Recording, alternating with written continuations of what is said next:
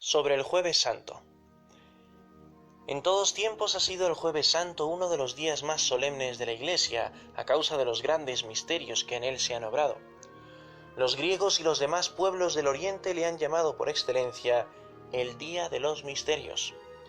Celébrase en él el misterio de la humildad y del abatimiento de Jesucristo en el lavatorio de los pies, el de su amor incomprensible a todo entendimiento criado en la institución de la Divina Eucaristía y del sacerdocio sagrado de la nueva ley. Su oración misteriosa que fue como su primera oblación, su agonía sangrienta en el huerto de los olivos, la cual fue como el preludio de su pasión, y su prisión voluntaria, que fue la primera escena. Pero el objeto principal de la fiesta del Jueves Santo es la institución del misterio de la Eucaristía. Esta fiesta ha comenzado con la institución de este augusto sacramento y puede decirse que su celebración es tan antigua como la Iglesia. El luto mismo y la tristeza en que está la Iglesia durante estos días consagrados a la pasión del Salvador cedió, por decirlo así, desde entonces al regocijo espiritual en que parece que consiste la verdadera noción de esta fiesta. La Iglesia también suspende hoy su luto en la celebración de la misa por el color y la magnificencia de los ornamentos, cantando el cántico Gloria in Excelsis. El mismo rigor del ayuno de la Semana Santa fue mitigado desde los primeros siglos a causa de la solemnidad de este día, permitiendo tomar la comida antes de nona, como en los ayunos ordinarios. La fiesta del Jueves Santo, por mucho tiempo, fue obligatoria de precepto, y hubiera continuado esta obligación si la Iglesia no hubiera trasladado la fiesta del Santísimo Sacramento del Jueves Santo al jueves después de la Santísima Trinidad, para hacerla así todavía más solemne.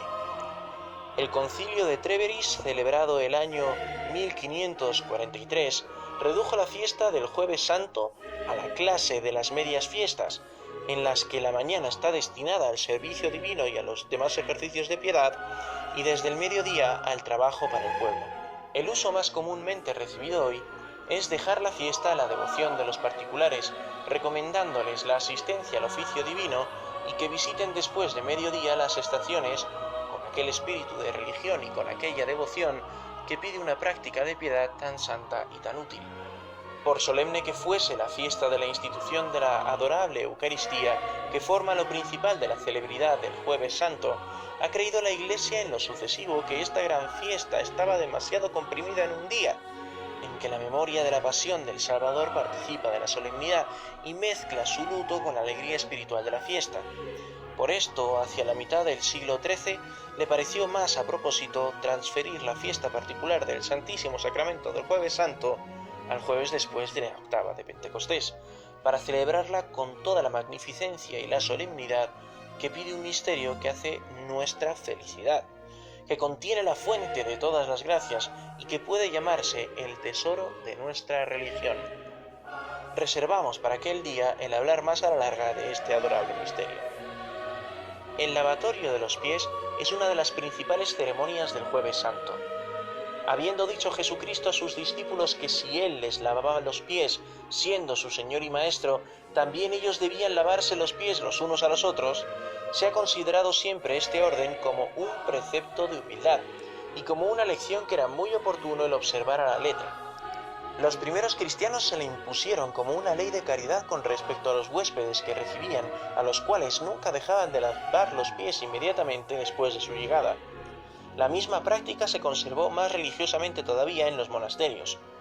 No queriendo la Iglesia dejar que se perdiese esta costumbre, creyó deberla establecer como una práctica sagrada, que redujo a sus principales ministros, como quienes ocupan más particularmente el lugar de Jesucristo por su clase de superioridad. Establecióse pues la costumbre de que así como el abad o el prior lavaba los pies el Jueves Santo a todos sus religiosos, a ejemplo de Jesucristo, el obispo o la cabeza del cabildo los lavase a todo el clero.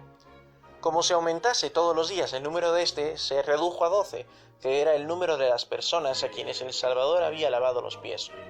El soberano pontífice, como vicario de Jesucristo, ha mirado siempre esta santa ceremonia como un deber de religión de que no podía dispensarse.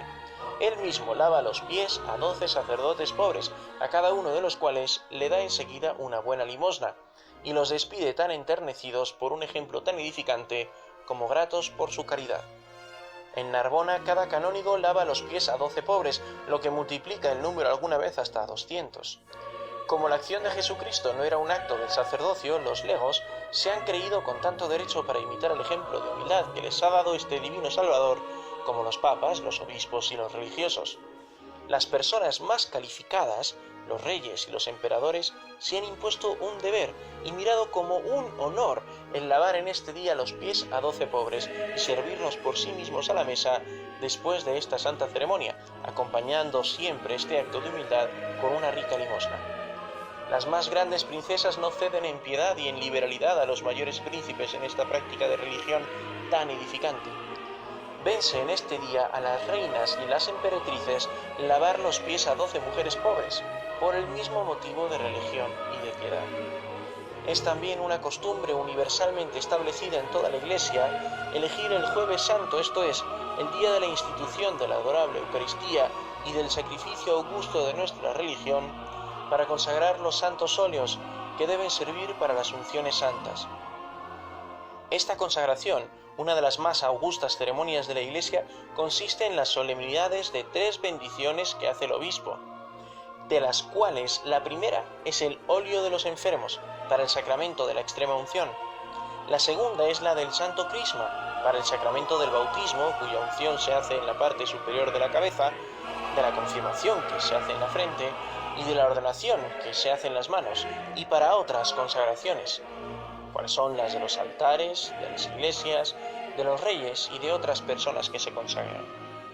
La tercera bendición es la del óleo de los catecúmenos, del cual se sirve también para los sacramentos del bautismo y del orden, para la consagración de los reyes y para otros usos santos.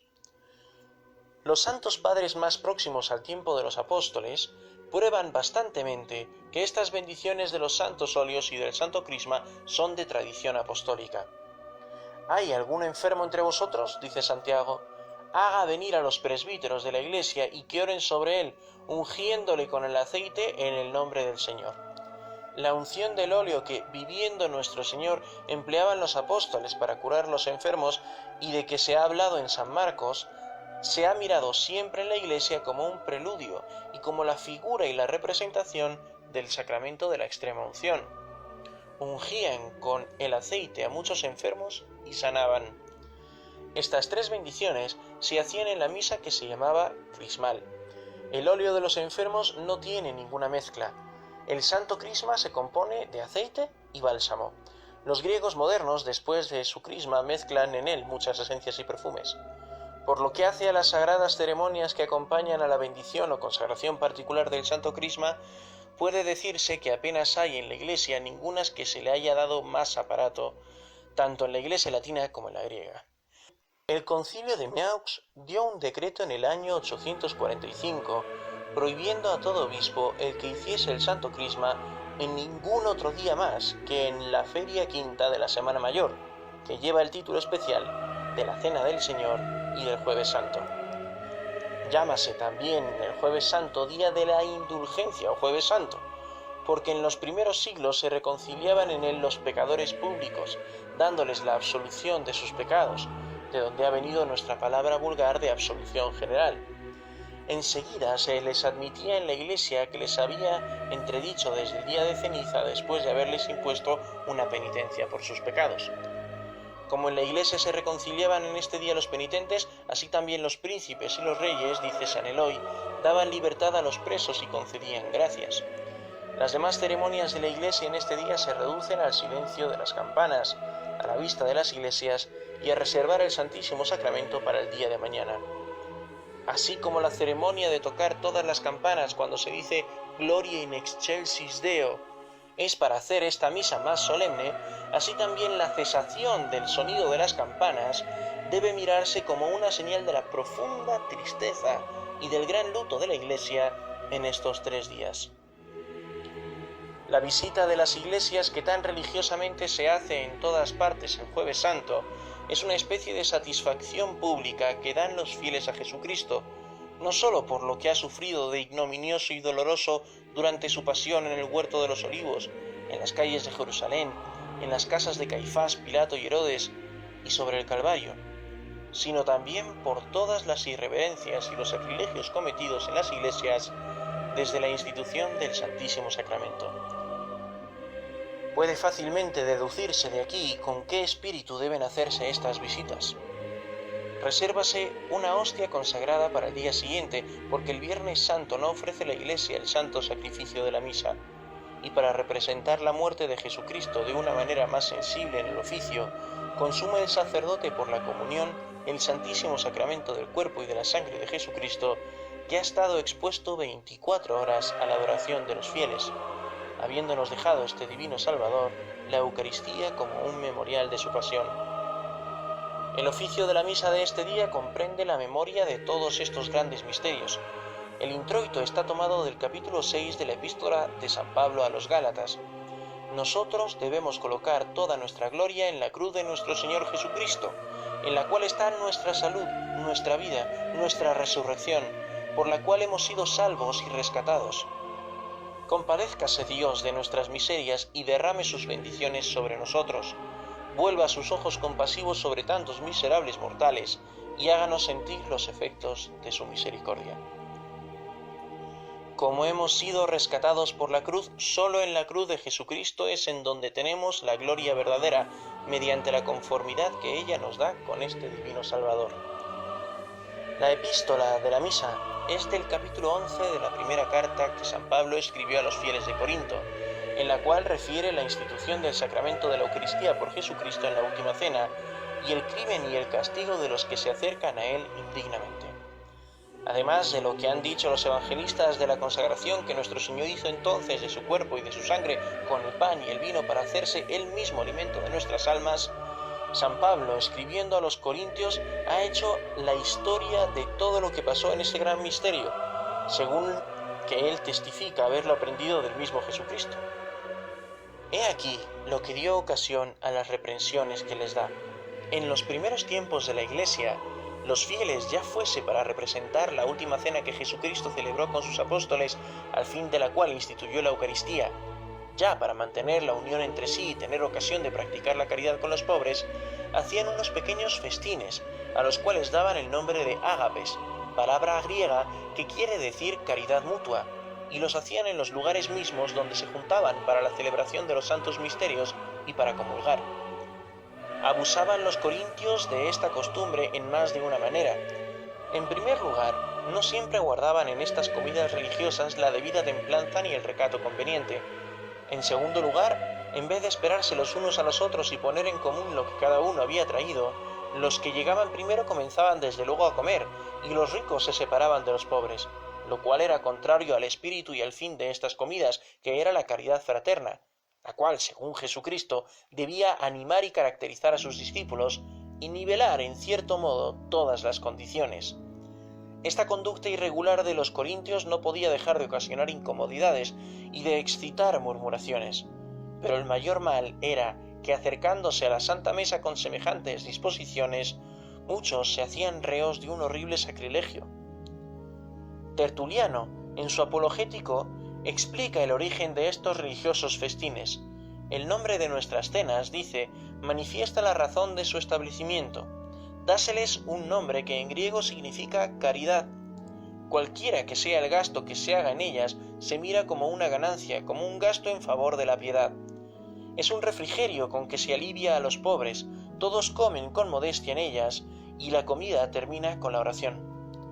Como estos ágapes o festines de caridad se hacían por la noche para honrar la cena que hizo Jesucristo con sus apóstoles cuando instituyó la Eucaristía, la cual se verificó la tarde en que principiaba el día de Pascua, conforme a la costumbre recibida entre los judíos y entre todos los pueblos del Oriente de comenzar el día al ponerse el sol, esta circunstancia de la noche, junta al aparato suntuoso con que los judíos nuevamente convertidos celebraban el festín para representar mejor el de la Pascua legal, todo esto dio motivo a los paganos para acusar a los cristianos de que cometían impurezas en estas reuniones nocturnas.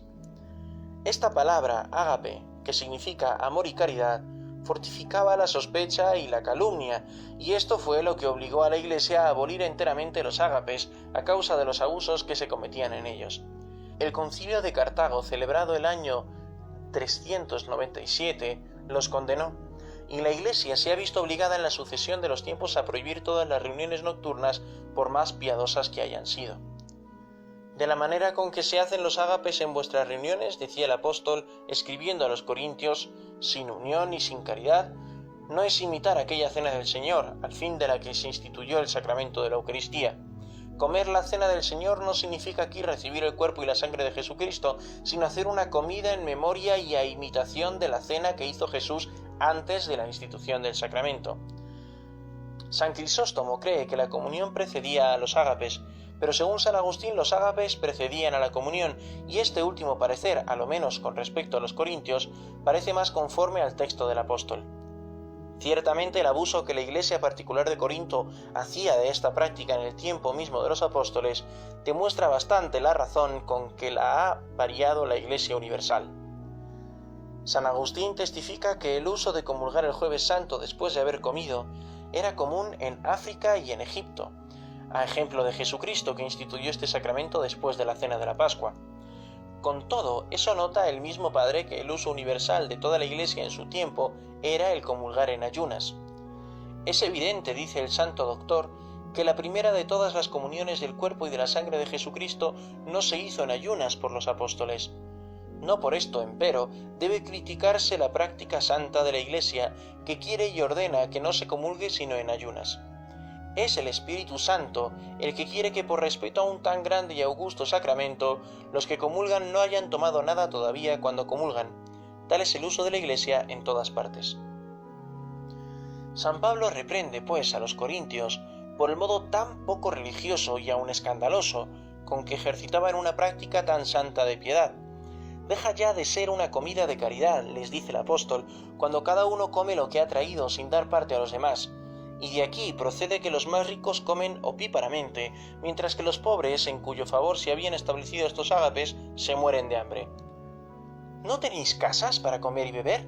¿Es acaso para que ostentéis la glotonería o para que insultéis a los que no tienen qué comer, para lo que se os permite venir a tomar esta comida en la iglesia? ¿Qué desprecio no haríais de esta iglesia, de esta reunión de los fieles, de la que los pobres son miembros como vosotros, si no vinieseis a ella más que para insultar a su indigencia con vuestros excesos? Siempre se ha dado el nombre de iglesia al lugar en que los fieles se reunían, ya fuese una simple sala o una casa particular o un templo consagrado al verdadero Dios. La iglesia en este pasaje puede también indicar la reunión de los fieles. ¿Qué queréis que os diga? ¿Que os alabe? Continúa el apóstol. No, ciertamente, en esto no os alabo. El uso de estas comidas de caridad es laudable, pero el abuso que hacéis de ellas es criminal. No pretende San Pablo reprobar o prohibir absolutamente los ágapes, únicamente quiere enseñar a los fieles a distinguirlas de las comidas ordinarias, y a que no las miren sino como un medio establecido para mantener la caridad mutua que Jesucristo quiso inspirarnos, sobre todo al instituir el sacramento de la Eucaristía, que es por excelencia un sacramento de amor. Queriendo el santo apóstol corregir los abusos que reinaban en estas juntas en las que se comulgaba, refiere la institución de la adorable Eucaristía, a fin de que esto les mueva a acercarse a ella con respeto y con las disposiciones que pide el más augusto de todos los sacramentos y el más tremendo de todos los misterios. Del Señor mismo dice: «He aprendido lo que os he enseñado yo también, y que os vuelvo a decir aquí, para que no lo perdáis nunca de la memoria». Las palabras «de lo que os he enseñado yo también» demuestran claramente que los apóstoles enseñaban muchas cosas en particular a los fieles sobre la religión, que no todas han sido escritas y que las sabemos de ellos solo por tradición. No es pues de los hombres, añade, ni aun de los otros apóstoles, de quienes sé yo lo que os he enseñado tocante a este artículo importante de nuestra fe. El mismo Jesucristo es el que me ha revelado que la misma noche en que debía ser entregado a la muerte, después de haber lavado los pies a sus apóstoles, para que entendiésemos con qué pureza y con qué inocencia debemos acercarnos a la Santa Mesa, tomó el pan y, dando gracias a Dios su Padre por el milagro permanente que iba a obrar, a la manera que lo había hecho cuando quiso resucitar a Lázaro, partió el pan y dijo: «Tomad y comed, esto es mi cuerpo, que será entregado por vosotros», como si dijera: Esto es realmente el mismo cuerpo que va a ser entregado por vosotros a la muerte y que debe expirar en la cruz de aquí a algunas horas. Tomando enseguida el vino en un cáliz, dijo: Este cáliz es el testamento nuevo por mi sangre. Esto es, por esta sangre por la cual establezco la nueva alianza con los hombres. Del mismo modo que la antigua alianza fue confirmada por la sangre de los becerros y de los toros, así la nueva ha sido sellada por la sangre del Salvador. Ninguna alianza solemne se hacía en el Antiguo Testamento sin efusión de sangre y sin sacrificio. Así Jesucristo quiere que la alianza que hace con el pueblo nuevo esté cimentada en su propia sangre. Cuantas veces hiciereis esto, añade el Salvador, hacedlo en memoria de mí. Como si nos dijera: haced esto, y acordaos que todas las veces que lo hiciereis, haréis realmente lo mismo que yo acabo de hacer. Las mismas maravillas, los mismos milagros, la misma víctima. Puesto que la sustancia del pan y del vino se destruirá, y nada quedará de ella, sino la apariencia del uno y del otro. Y bajo de esta apariencia subsistirá este mismo cuerpo que va a ser inmolado, y esta misma sangre que va a ser derramada por la remisión de los pecados. Después de haber referido San Pablo la institución de este adorable misterio, excita en los corintios reflexiones saludables y al mismo tiempo les da lecciones importantes. Tened presente, les dice, que cuantas veces comiereis de este pan y bebiereis de este cáliz, anunciaréis la muerte del Señor hasta que Él venga. No diferenciándose el sacrificio incruento de Jesucristo sobre nuestros altares del sacrificio sangriento del mismo Salvador sobre el Calvario, más que en la manera, debe despertar en el espíritu de los que participan de él la memoria de la muerte de Jesucristo. Por estas palabras, hasta que Él venga, nos quiere decir San Pablo que el sacramento del altar durará hasta el fin del mundo. Nótese también que el apóstol dice: cuantas veces comiereis de este pan, pero no dice y que bebiereis de este vino, sino que bebiereis de este cáliz. Porque en efecto después de la consagración no hay ya vino en el cáliz sino sangre. Y si llama siempre al cuerpo de Jesucristo pan, es porque el Salvador se ha llamado a sí mismo pan vivo y pan de vida. Yo soy el pan vivo, dice el capítulo 6 del Evangelio según San Juan. El que come este pan, dice en otra parte, vivirá eternamente. De todo lo que acabo de decir, continúa el santo apóstol, es fácil comprender qué crimen es y qué horrible sacrilegio el recibir en pecado la Eucaristía. ¿Quién no ve que cualquiera que come de este pan o bebe de este cáliz indignamente es tan criminal como si hubiese muerto a Jesucristo y hubiese derramado su sangre? No dice San Pablo el que comiere de este pan y bebiere de este cáliz, sino el que comiere de este pan o bebiere de este cáliz, para dar a entender que es permitido comulgar bajo de una sola especie, como después lo ha declarado la Iglesia. Examínese, pues, a fondo el hombre a sí mismo antes de acercarse a la Sagrada Mesa, y si se encuentra reo de algún pecado mortal, por más contrición que presuma tener, recurra al sacramento de la penitencia antes de comulgar. Esto es lo que el Santo Concilio de Trento ha definido, fundado en la práctica antigua de la Iglesia desde su establecimiento, y en el testimonio constante de los santos padres en todos los siglos. Añade San Pablo que no extraña que haya entre ellos tantas enfermedades y tantas muertes repentinas, las cuales son muchas veces el castigo de las comuniones sacrílegas.